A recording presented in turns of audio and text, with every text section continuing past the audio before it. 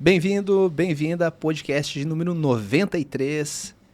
E, mais uma vez aqui, a gente tem uma pessoa para levar a gente para um outro nível.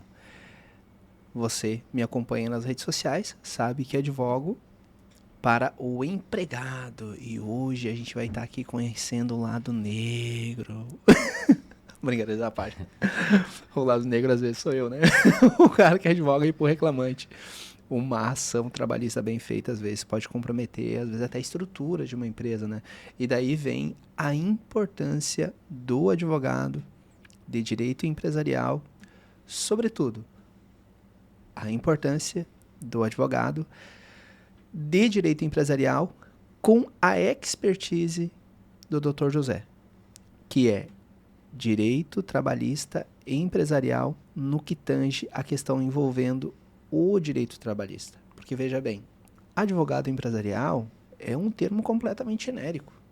Advogado empresarial civil, advogado empresarial tributário, o advogado de direito empresarial com a expertise em direito trabalhista, ele faz toda a diferença para uma empresa.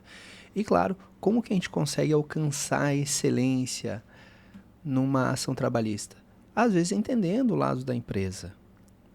E como que o advogado empresarial, ele consegue, empresarial no que tange a parte de direito do trabalho, ele consegue alcançar a excelência, entendendo o lado do advogado de empregado. E aqui não tem vaidade no sentido de eu puxar a sardinha para o meu lado, puxar a sardinha para o lado do Dr. José. Aqui a ideia é, gente, falar para você, espectador, coisas que são importantes. Conhecendo questões e nuances do dia a dia da advocacia que você vai perceber, vai mudar os resultados da sua empresa. Porque um dos passivos mais preocupantes que se tem para uma empresa, eu tenho certeza absoluta, é o passivo trabalhista. Então, você é empresário, você é empresária, e esse é um tema que te preocupa, esse é o podcast mais importante que você vai ver na sua vida. E dizendo isso, eu dou as boas-vindas ao Dr. José. Muito obrigado, doutor, por ter aceitado o convite. Ficamos lisonjeados, tá? Antes da gente organizar aqui, a Lívia chegava e organizava os bastidores aqui e chamava a atenção da doutora Amanda que te acompanha, elogiava o doutor José, vocês dois, a questão do quanto o advogado de direito empresarial, ele tem responsabilidade. E isso começa em tudo. Vocês tiveram, a doutora Amanda esteve aqui batendo papo, o dia que ela esteve aqui, tu acompanhou ela. E tanto neste dia como na primeira vez que vocês estiveram aqui, chegaram com antecedência. Mais de meia hora de antecedência. Então aqui registrado o meu primeiro agradecimento a Deus por conhecer pessoas tão comprometidas que nem vocês com os compromissos. Compromissados com o compromisso. E aqui registrado a minha admiração. E daí vem a pergunta, né? Logo depois aí do doutor se apresentar, se me permite. Porque isso, cara, a gente tem as áreas do direito, tem os nichos e tem os subnichos. E vem, depois logo de se apresentar, a grande pergunta, né? Por que, cara, o direito, o trabalho e o direito do trabalho no fundo do funil? Construção civil. Explica para nós, depois de se apresentar, por que direito empresarial atrelado à construção civil, Dr. José. Sim, bom dia, Moraes, tudo bem? Bom dia, obrigado, ótimo. Moraes, isso que você falou, só antes de me apresentar, fazer um adendo também à sua fala, né? Você não está puxando sardinha para o seu lado e nem eu para o meu. E é totalmente possível uma conversa de um advogado do empregado e de um advogado do empregador, porque no final das contas, em um processo judicial, a gente discute a mesma lei. Óbvio que você discutindo sobre a perspectiva do empregado, que você acha que ele tem direito, e a empresa se defendendo sobre a mesma lei, sobre o mesmo artigo de lei, só que na perspectiva que ela entende que a empresa também tem razão. Então, no final das contas, é a mesma lei para ambos os lados, né? Boa. O que define A nossa atuação basicamente vai ser o dia a dia da empresa e que já é um dos nossos principais motivos para atuarmos nessa área que a gente atua e de forma preventiva. Porque a especialidade, o nicho, como você comentou, um advogado, ele consegue, de certa forma, em razão até mesmo da graduação, ele consegue ter uma média ali de todas as áreas do direito, né? Algumas ele vai ter uma expertise um pouco maior, outras não. Que é, por exemplo, eu poderia atuar, sendo um advogado trabalhista, poderia atuar tanto na área defendendo empresas como defendendo o autor. Eu tenho o mesmo conhecimento, é a mesma lei. Qual que é a diferença de nichar, né? A excelência, como você estava comentando, eu acredito que a excelência a gente alcança com detalhes. A média ela é fácil de ser alcançada. A média é comum, é algo comum. Mas o acima da média, aquele algo a mais, ele acontece quando a gente entende os detalhes, entende os riscos que realmente fazem a diferença, o que realmente faz diferença no dia a dia. Por isso, nichar e por isso essa atuação específica na área da construção civil, ela é tão importante. Porque a gente consegue, para as empresas que a gente atende, a gente consegue demonstrar esse algo a mais que vai tornar com que elas cheguem no próximo nível, que foi o que você comentou ali no início. E, Pode falar. em razão da minha apresentação, já atuo como advogado há alguns anos. Inicialmente, até quando comecei com a doutora Amanda, nós começamos com ela na parte trabalhista e eu na parte civil, porque até vim, já respondendo a sua outra pergunta, depois da minha apresentação, o direito, eu escolhi ele, mas não escolhi ele para ser advogado. Eu escolhi, na verdade, o direito para atuar na carreira militar. Essa foi a minha pretensão. Então, Caraca, que bacana! quando eu passei no vestibular, eu passei em 2 vestibulares. Um era Sistemas da Informação, uma área que também me interessava de certa forma, e outra era o Direito. Só que eu sempre fui, desde a minha adolescência, enfim, desde a minha infância, eu sempre quis ser militar. E o Direito é uma das únicas faculdades, tem outras, mas ele é uma das únicas que permite que o militar ele alcance uma patente que seria a patente de oficial. Então ele permite fazer um concurso que outra graduação não permitiria. Então quando eu entrei na faculdade foi com esse objetivo. Mas também tive uma oportunidade, e daí já contando um pouquinho da minha história, fazendo uma apresentação um pouquinho mais extensa, que foi fazer um estágio. Desde o início da faculdade, ali entre o primeiro e o segundo semestre, eu sou de Santa Maria da Imperatriz, é uma cidade pequena, em torno de 30 mil habitantes, e eu lembro que no primeiro semestre da faculdade eu imprimi ali uns 20 currículos, e a cidade pequena, basicamente o centro é uma geral, né? Então fui de ponta a ponta da geral ali entregando os 20 currículos. E cheguei em um escritório de advocacia, desses 20 que eu entreguei. Um advogado me atendeu muito bem, trocou um papo super bacana, da mesma forma que você nos recepcionou hoje aqui, sempre nos recepciona. Uma pessoa super atenciosa, deu atenção ali. Enfim, estava no primeiro semestre da faculdade, então era super jovem ainda. E lembro que eu saí dali pensando, poxa, de todos que eu entreguei, eu queria ser chamado ali. E realmente Deus me chamou para aquela vaga, demorou uns 2 meses, nem precisavam de estagiário, mas também o advogado gostou ali da conversa, enfim, e me chamou. E eu comecei a trabalhar ali, lembro que até no primeiro dia, estagiando, eu falei, não, o meu objetivo mesmo é a carreira militar, mas com o dia a dia, enfim, com a experiência, eu vi o quanto a advocacia ela nos permite não viver uma vida monótona, que é algo que eu não gosto, assim, e o quanto ela nos permite fazer a diferença na vida das outras pessoas. Então foi por isso que eu escolhi a advocacia. O direito e, no caso, a advocacia. Esses dias eu li um livro bem interessante. Como fazer alguém gostar de você em 90 segundos, do Nicholas Butman. E foi um quebra de paradigma muito grande. Foi a terceira vez que eu li esse livro. E ele dizia o seguinte: sempre que tu estiver num diálogo que tu não estiver confortável, a outra pessoa não está. Sempre que tu estiver num diálogo e tu não estiver confortável, a outra pessoa ela não está, cara. E às vezes a gente tenta forçar o diálogo, mas a outra pessoa também não está gostando. Não é só a gente. São energias.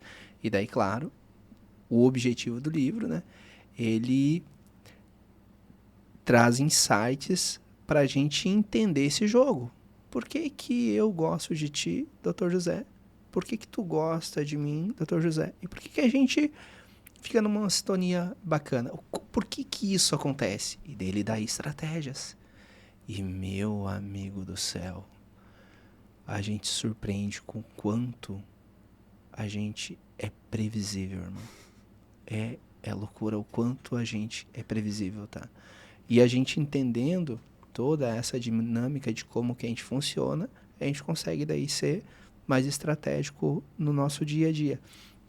E às vezes realmente ter a tranquilidade de dizer, cara, não tá sendo legal para outra pessoa, não tá sendo legal para mim, vamos embora aí, tudo bem. Mas por que eu digo isso? Porque lá houve uma conexão entre tu e o advogado. Houve uma conexão. E essa conexão, ela é atrelada a várias coisas. Às vezes é parecido com teu pai, às vezes é parecido com alguém que tu gostava quando era pequeno, ou a recíproca, né? Uhum. Tu era parecido com alguém que ele gostava, e isso gerou a respectiva conexão. Mas, cara, vamos lá. Se me permite aqui, entrando um pouco mais afinco nesse contexto aqui, Dr. José. Mas por que a construção, efetivamente falando? Porque quando eu penso em construção, cara, tem um boom imobiliário. Sobretudo aqui na região de Itapema, Balneário Camboriú, aqui Bombinhas, Perequê.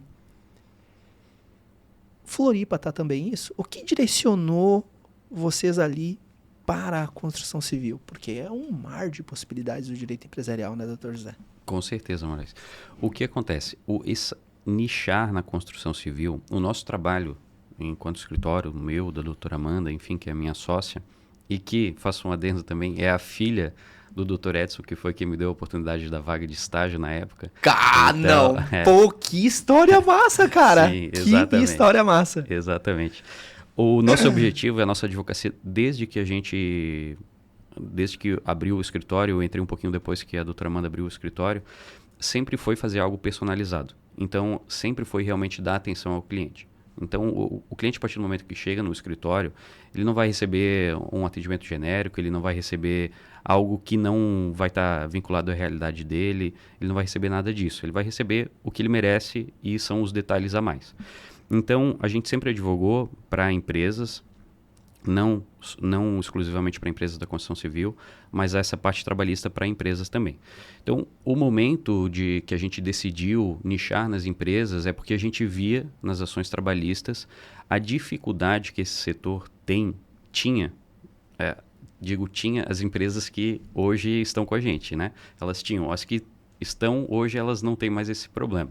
Boa. Porque o que acontece? Essas empresas, até pela dinâmica do dia a dia delas, a forma em que a prestação de serviço acontece nessas empresas, elas têm uma série de dificuldades de controle de jornada, de controle de funcionários, de controle de entrega de EPIs, e tudo isso causa um risco a elas, né?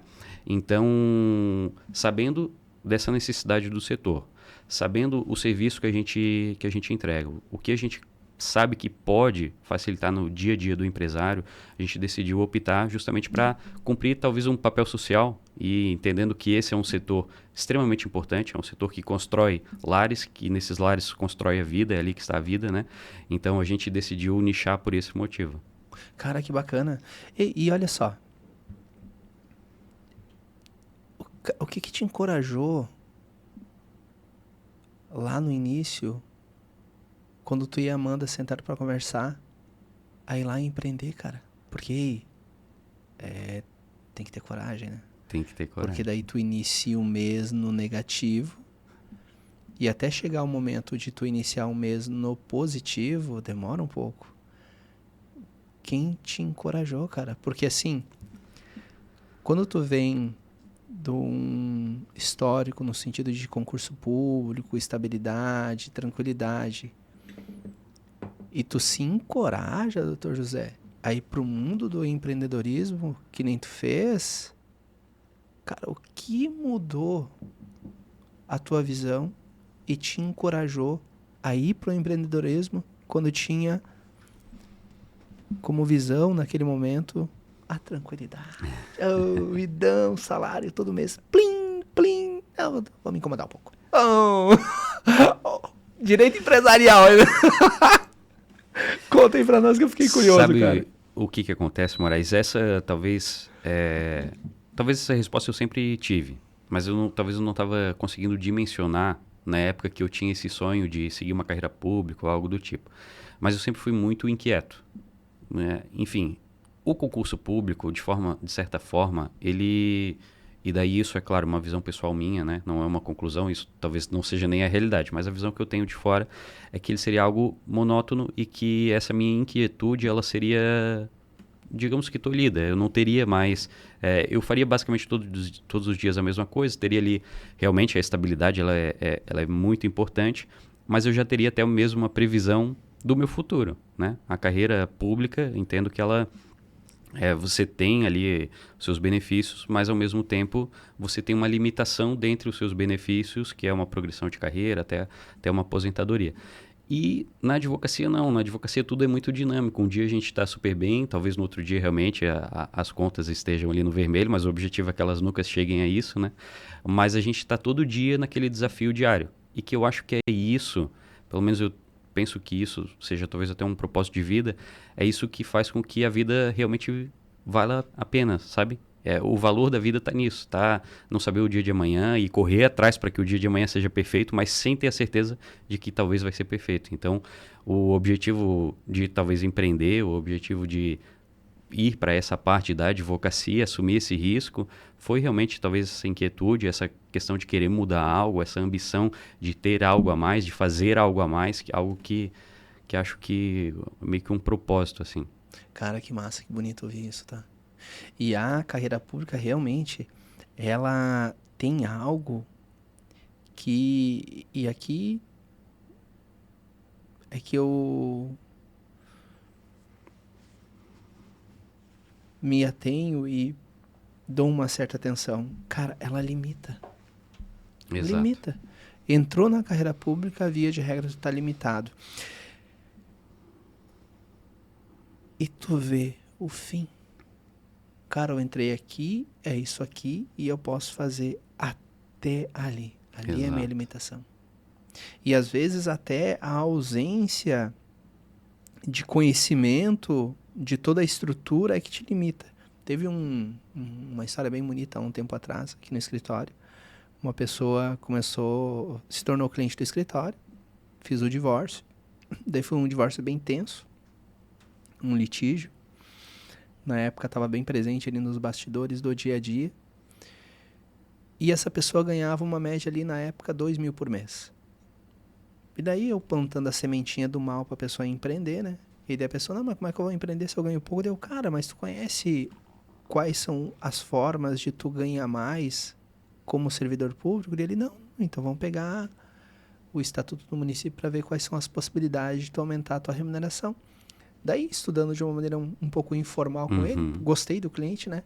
A gente percebeu que ele estava no ensino fundamental. Se ele fizesse o médio, ele ganharia um aumento. Se ele fizesse um curso técnico, ganharia um aumento. Se ele fizesse uma formação superior, ele ganharia um aumento.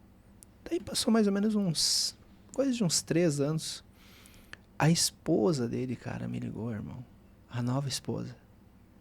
Para agradecer. Olha que bacana. Que ele tinha dobrado o salário em 100%, cara. 100%. Que bacana. E detalhe, pensando em empreender. Querendo sair. A semente foi plantada, cara. Uma vez que a semente é plantada no coração do homem, a mente que se expande nunca mais volta para o mesmo lugar. Acabou. Exatamente. E se empreender, ferrou.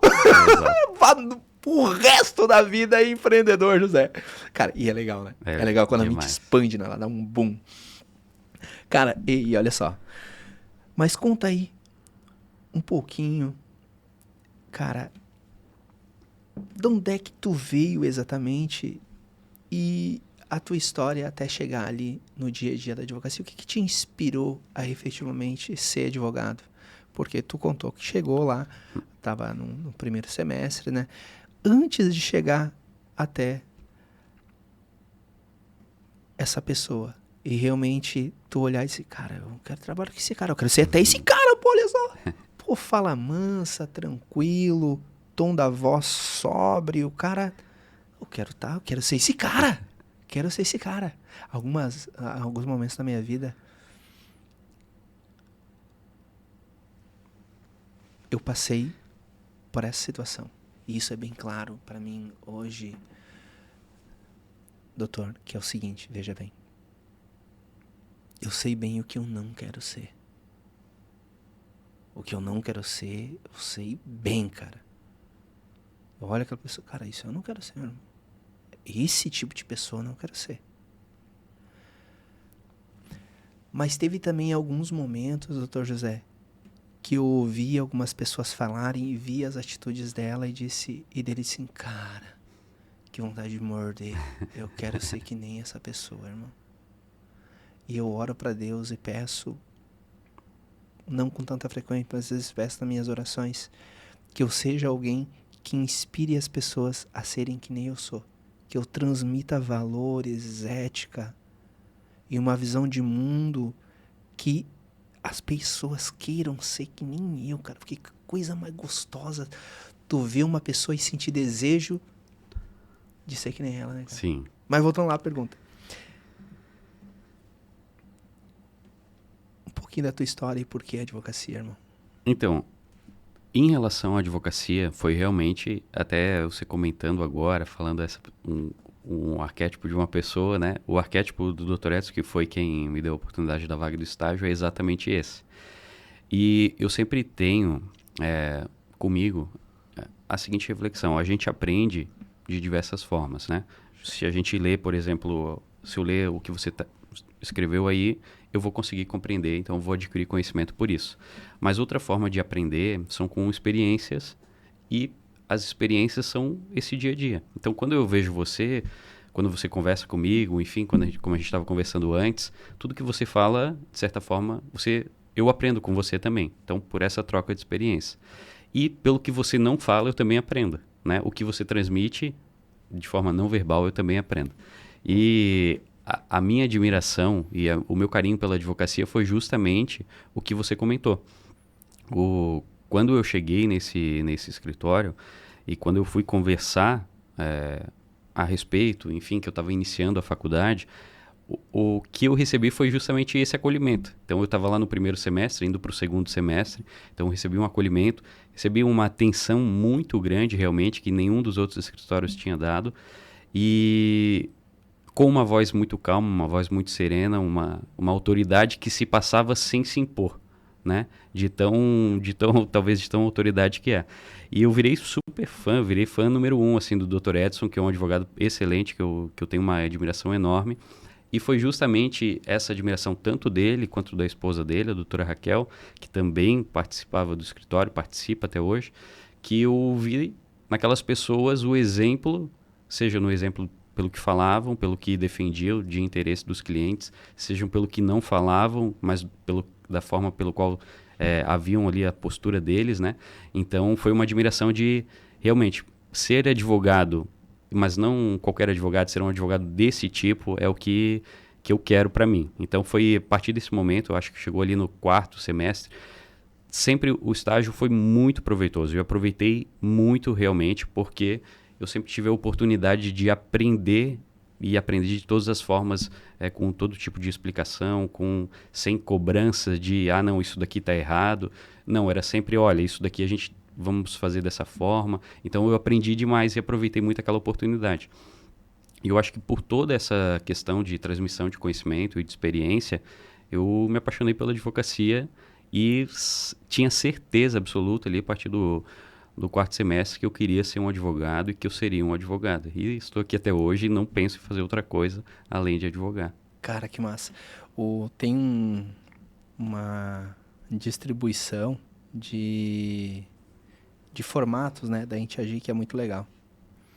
Nicholas Butman também coloca no livro dele essas questões. E me chamou a atenção esses dados. Olha só que loucura, doutor. A gente se preocupa muito com a nossa fala, né? Tipo, a palavra que eu vou usar. O resultado da nossa oratória e o que a gente ganha com o diálogo, apenas 7% são as palavras. Tipo, a palavra que eu estou usando e a palavra que você está usando é apenas 7% do resultado do que a gente vai colher do nosso bate-papo. 37% é o tom da voz. Então, o tom da voz que eu falo é 37% do nosso resultado. Agora, é surreal, irmão. 58% é a nossa postura. 58% é a roupa que a gente usa, o óculos que a gente usa. 58% é o gesto das nossas mãos. Cara, que loucura é essa, irmão? 58%. E tem gente que diz que roupa não importa. Ou que nem tem ideia do poder do tom da voz. O tom da voz é mais importante que a própria palavra, cara. Que a palavra é 7%, segundo o especialista, né? Eu não me julguem aqui. Aqui é o especialista aí falando, né? Isso que é PNL. Cara, e diz aí. Mas vindo pra cá, onde é que é o teu escritório atualmente? Onde é que é o escritório de vocês, doutor? Se puder colocar ali a localização, claro, pra gente se atualizar aqui. O nosso escritório hoje, Moraes, a sede dele, né? Fisicamente, ele fica localizado em São José, no Cobrasol, ali na beira-mar do Cobrasol. Mas a gente atua em todo o Brasil, a gente faz atendimentos em todo o Brasil, até mesmo essa questão digital, ela facilita muito, né? Então, a gente tem a sede ali, mas não ficamos limitados à atuação regional ali na Grande Florianópolis, né? A gente atua em qualquer estado do Brasil. Eu acompanho os stories de vocês. Meu irmão, caraca, que sala, cara. Que vista. Sim. Top. Sim. Bah, muito, muito massa. Tá? Nós somos bem privilegiados. Aquela região ali é muito linda, realmente. Cara, parabéns aí pela ousadia, né? De, às vezes, dar o primeiro passo e ir para uma sala que seja impactante. Porque a sala, ela tá dentro dos 58%. Exatamente. É a imagem, né? E daí é legal que a gente conhecer quem é o nosso cliente. Conhecer quem é o nosso cliente, cara, faz a gente jogar um outro jogo. O meu jogo, por exemplo, que o jogo do escritório Moraes de Advocacia. Cara, a gente procura ponto de referência. Pra gente não falar o endereço. A gente fala o ponto de referência. Uhum. Então, quando o cliente ele pergunta onde é que é o escritório em Tijucas? É na frente do hospital. Onde é que é o escritório em Brusque? Na frente do INSS. Onde é que é o escritório em São João? Na frente do hospital. E também a parada da ausência de escada. É acessibilidade, tipo, tu desce do carro, tu entra no escritório. Sim.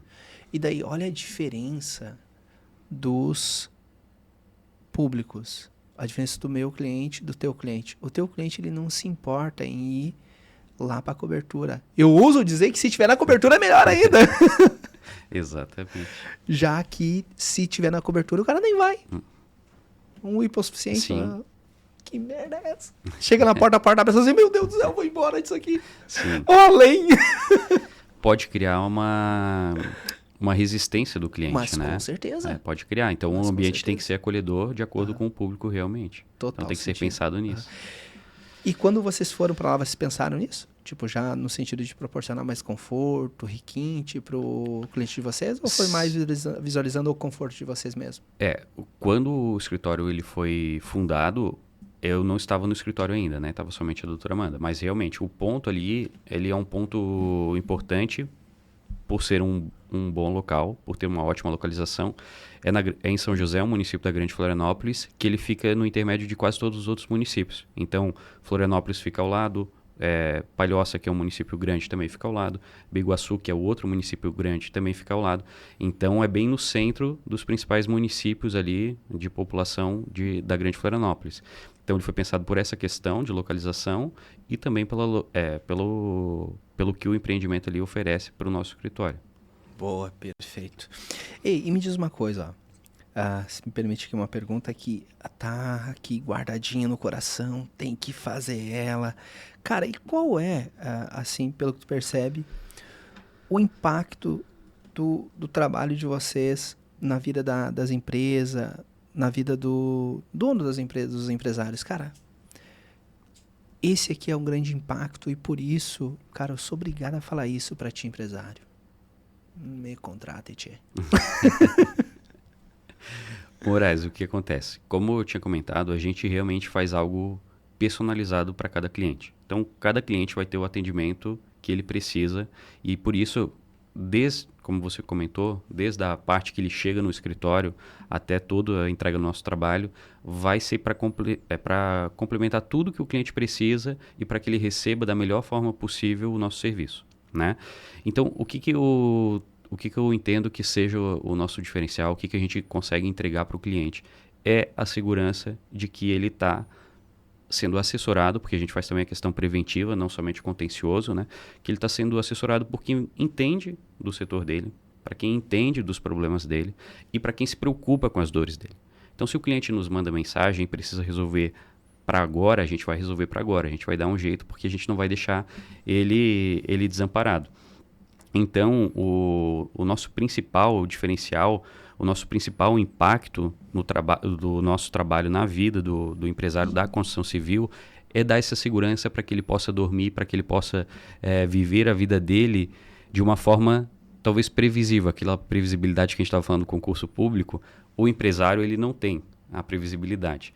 Mas quando ele está assessorado, ele sabe dos riscos que ele está correndo. Né? Óbvio, os riscos eles existem, cabe ao empresário decidir qual risco ele vai tomar, qual que ele quer tirar e não assumir nenhum risco, mas para que ele consiga ter essa clareza, ele precisa de conhecimento. E o nosso papel é entregar esse conhecimento para que ele tenha essa segurança. Cara, que massa ouvir isso. E para que ele tenha a casa organizada. Até desculpa interromper, Moraes.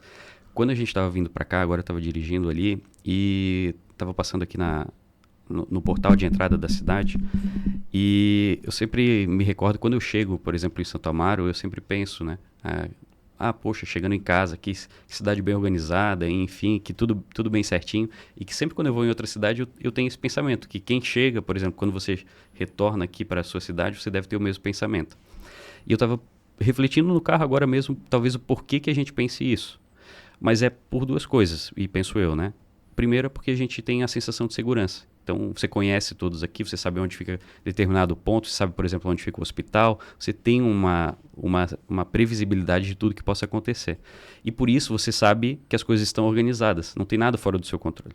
Para o empresário, e daí agora para o empresário da construção civil, é como se ele estivesse retornando para a cidade dele. A empresa dele, ele sabe onde vai estar a ficha de entrega de EPI, ele vai saber se está sendo fiscalizado, se não está. Então, ele vai ter uma noção geral da empresa dele que, quando ele for deitar para dormir, quando ele for começar um novo ano, por exemplo, agora a gente vai virar o ano, ele vai saber que está tudo organizado e que não tem com o que ele se preocupar. Então, eu acho que o nosso impacto é dar essa tranquilidade também para ele. Cara, que bonito ouvir isso, tá? E eu vou te dizer que tem muito advogado precisando de um advogado empresarial para a advocacia dele. Caraca! Porque a advocacia que é? Ela é uma empresa, Uma irmão? empresa, com certeza. É uma empresa com filiais. Com certeza. E precisa... E vai chegar o ponto que nós, aqui no Escritório Moral de Advocacia, e eu penso, vocês também. Claro. Vocês vão ter que ter uma assessoria jurídica de vocês. Ou um setor, um braço dentro do próprio escritório para cuidar de toda essa assessoria. Para formalizar. Porque daí tu ganha tempo, né, doutor José? Ganha tempo. Exatamente. E agora eu fiquei curioso com relação a um ponto. Beleza, doutor José. Advocacia trabalhista, especializada e com foco na construção civil. Chegou o empresário lá, e daí separo aqui a pergunta em dois momentos. O primeiro, ele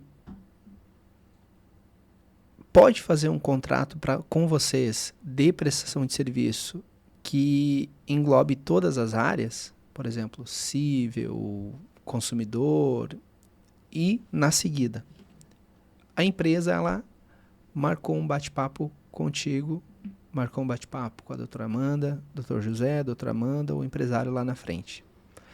Os honorários que vocês cobram, e daí a gente percebe 2 perfis de advogados. O perfil que começa a cobrar uma mensalidade e o perfil que cobra um valor para implementar um formato e depois a mensalidade. Como que vocês trabalham?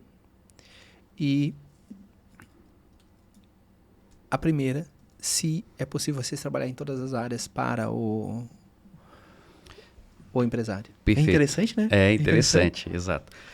Nós trabalhamos em todas as áreas para o empresário, sim, Moraes. Aham. O que acontece? A gente tem tanto a expertise da área trabalhista quanto a expertise da área civil, né?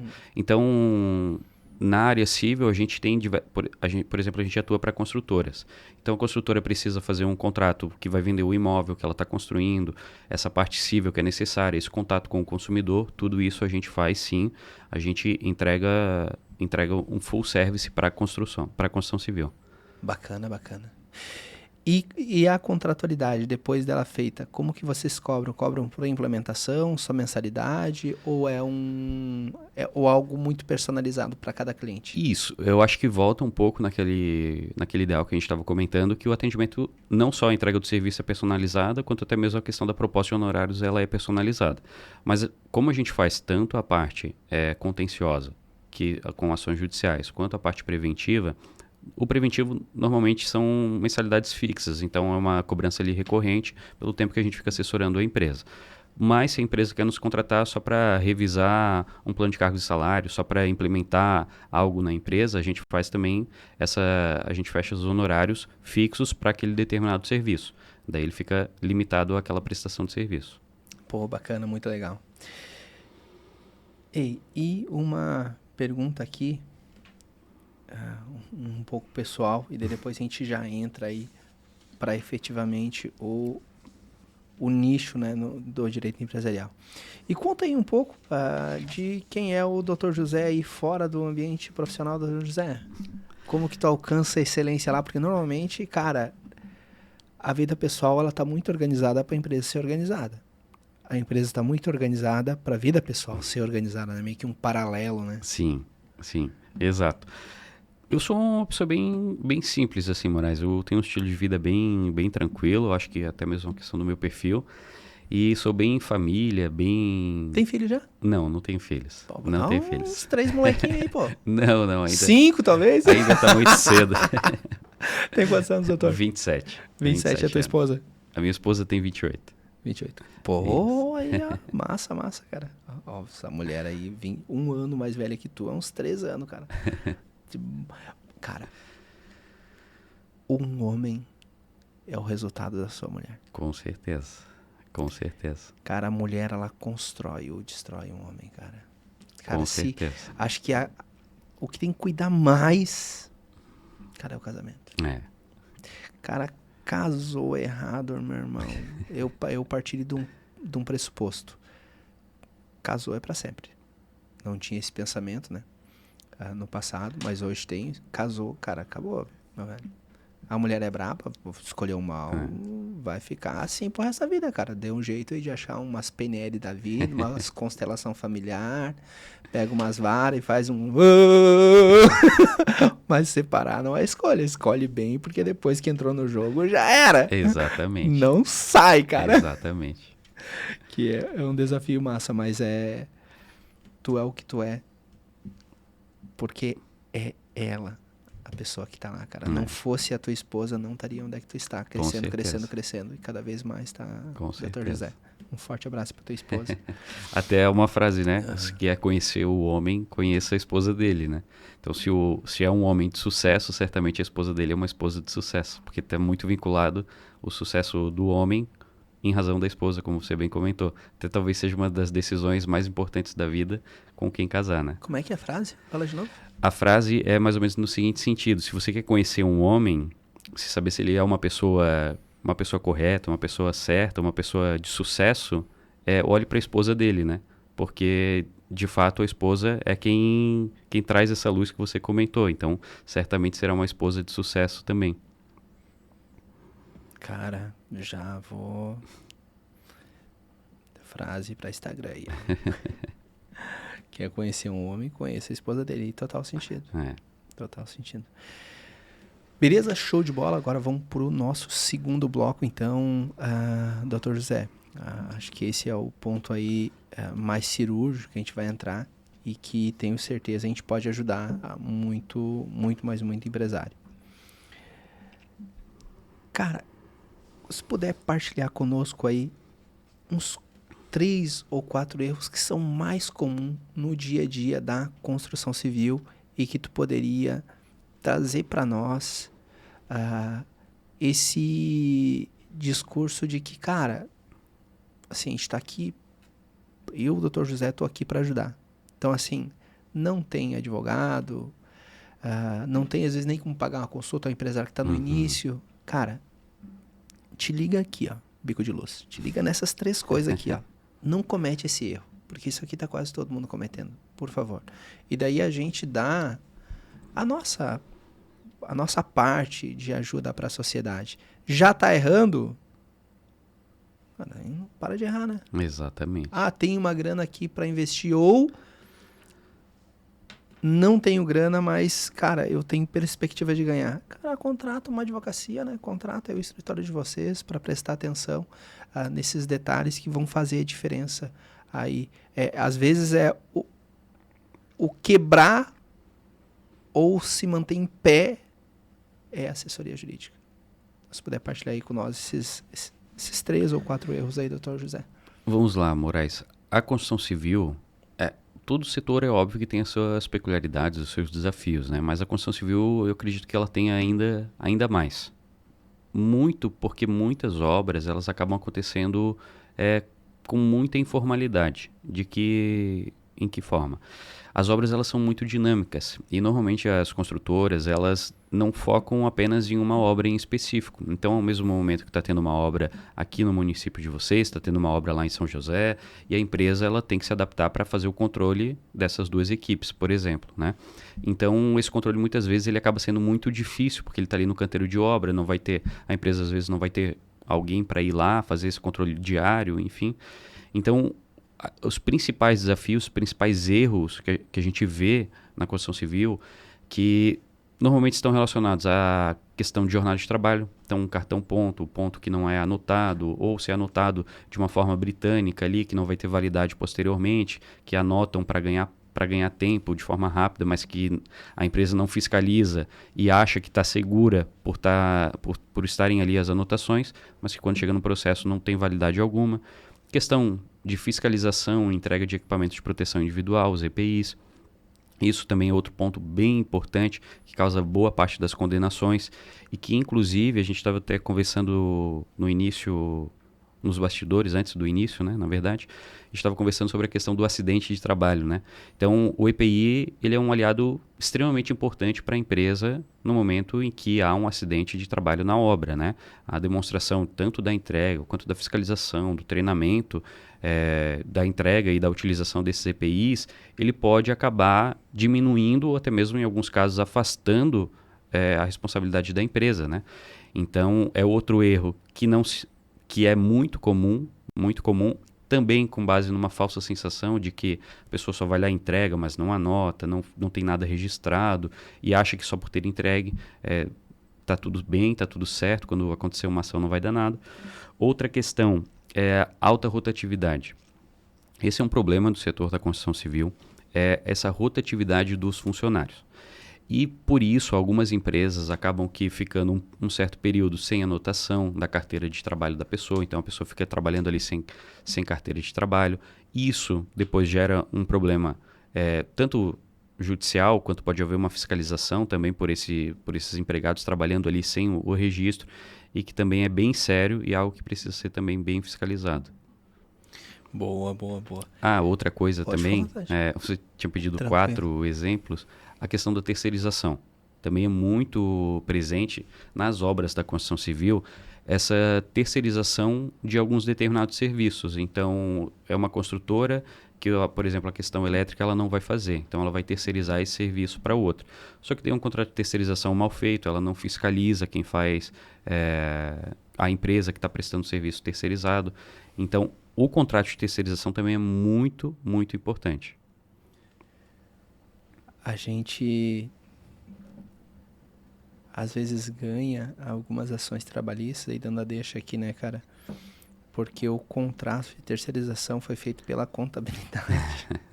Isso é Cara. bem comum. E daí, tipo, não tem os requisitos mínimos ali de responsabilidade, cara. Exato. A divisão das responsabilidades. Daí ali a gente pega, né?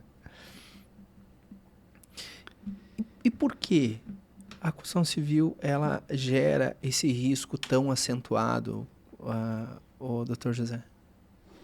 Eu acho que principalmente pela forma que o serviço é prestado, né? Ah, verdade. Por ser dinâmico a esse ponto de... Enfim, é diferente de um escritório, por exemplo, de contabilidade, que você deu o exemplo, que vai todos os dias as pessoas vão estar ali, né? É mais fácil de controlar o dia a dia do trabalho. Ali não, são empresas que, como eu falei, parte da equipe, se for uma empresa maior, em que vai ter funcionários, por exemplo, só funcionários que vão fazer caixaria de obra. Então, a caixaria ela vai cumprir determinado tempo da obra. Então, ela não vai ficar do início ao fim fazendo caixaria, um funcionário. Então, esse funcionário que um dia vai estar lá em Florianópolis, no outro dia vai estar aqui em São João, outro dia vai estar lá em Tijucas. Então, a empresa não consegue controlar esse funcionário em específico, né? Ao contrário de um escritório que ela vai controlar esse funcionário que vai estar todos os dias no mesmo local. Então, por ser muito dinâmico, por haver essa diferença local de prestação, eu acho que esse é um dos principais desafios realmente da construção civil. Cara, que interessante. Porque não fosse a sobrecarga, tem toda essa jornada, né? Exato. Porque o que faz caixaria não é o que faz o ferro, não é o que faz a alvenaria. Cara, mas que desafiador, né, irmão? Caraca. É bem desafiador. Não é à toa que é 2, 3 milhões um apartamento, porque olha a logística até realmente se efetivar uma construção. Exato. E olha só, como que tu poderia mostrar para nós de uma maneira objetiva que não é um custo para a empresa contratar uma assessoria jurídica? A construção civil, porque é um paradigma. Pô, mas eu pago 5 mil por mês lá, mas nem vou usar. Daí paga 3 meses, não paga mais. Ah, não quero, não precisou 3 meses, não vou precisar mais. Como quebrar esse paradigma e como que tu poderia dizer para o nosso telespectador o seguinte, cara, isso aqui não é um custo, meu irmão. Isso aqui é um investimento. Vou te mostrar com clareza aqui um exemplo. Se tu puder colocar para nós. Como o empresário ele pode ver isso como um investimento, como ele pode ter clareza que realmente isso não é um custo. Moraes, então vamos lá. Você pediu um exemplo, eu vou dar 2 exemplos. Show. E vou tentar fazer 2 analogias. Vamos lá. Nós temos um hub da construção civil, que o nosso escritório organiza, enfim. O que é hub? O hub é um ecossistema ali de empresários da construção civil e que o objetivo é fazer uma conversa entre eles. A gente sempre traz algum tema ali. Um dos temas que a gente trouxe foi essa questão da prevenção jurídica, né, da assessoria jurídica, e demonstrando para eles a importância de uma assessoria jurídica preventiva, principalmente para as empresas da construção civil que querem alcançar um nível a mais, Show. Que querem algo a mais, né? E eu vou te dar o seguinte exemplo. Quando a gente vai fazer um prédio, por exemplo, quando o construtor vai fazer um prédio, talvez a principal atuação da construtora é ter um bom projeto, é analisar um bom projeto, é elaborar um bom projeto. De que forma? A partir do momento em que a gente quer construir um prédio lá de 10 andares, se o meu projeto ele tiver falho, esse prédio ele não vai sair do chão. Ele vai até sair do chão, ele vai criar ali a fundação, vai ser uma fundação mal feita, porque o projeto vai estar irregular, ele vai alcançar ali os primeiros andares, que ainda é pouco peso, mas a partir da metade ali para cima vai ter que ser interditado, vai ter que ser demolido. Assessoria jurídica é isso. A partir do momento que uma empresa ela quer crescer, se ela cresce desorganizada, sem um bom projeto de prospecção futura, ela vai até ficar alguns anos ali no mercado, ela vai conseguir fazer algumas vendas, enfim. Mas quando ela for realmente dar esse passo a mais, quando ela for subir o próximo degrau, ela não vai conseguir, porque a casa vai estar desorganizada desde o início. Então, como você bem tinha comentado antes, um processo para uma empresa, um processo trabalhista de um empregado, é o suficiente para falir a empresa.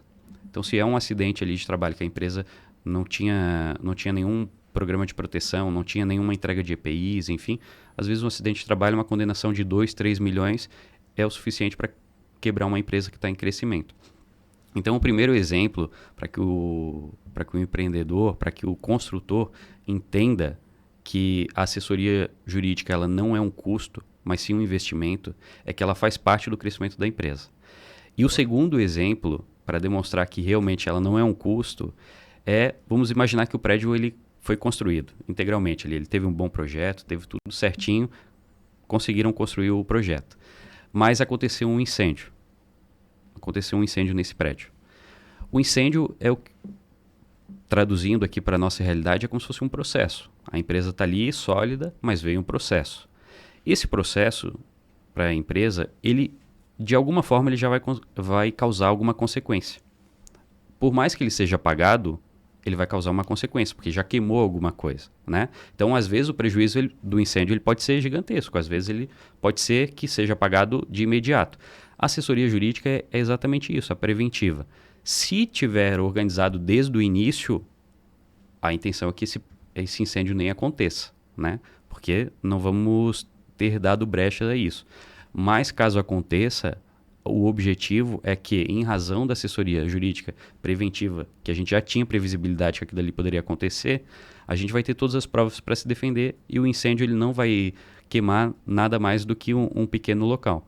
Então, vai ter um prejuízo, porque todo o processo para uma empresa, seja ela vitoriosa ou seja ela perdendo o processo, ela vai ter um prejuízo. Tem gasto do empresário na contratação do advogado, tem o gasto de tempo, então, de certa forma, é um prejuízo. Mas é um incêndio que dá para ser controlado sem causar grandes proporções. Cara, boa. Perfeito, boa resposta.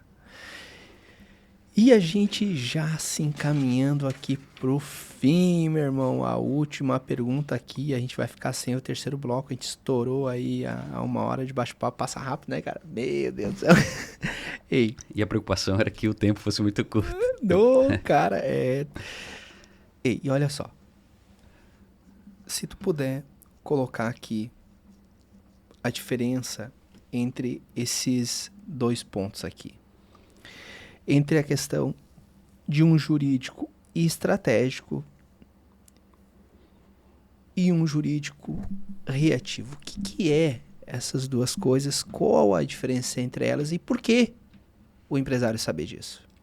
Porque eu vou te dizer que se até eu, advogado, tive ali uma certa dificuldade, tu imagina o leigo.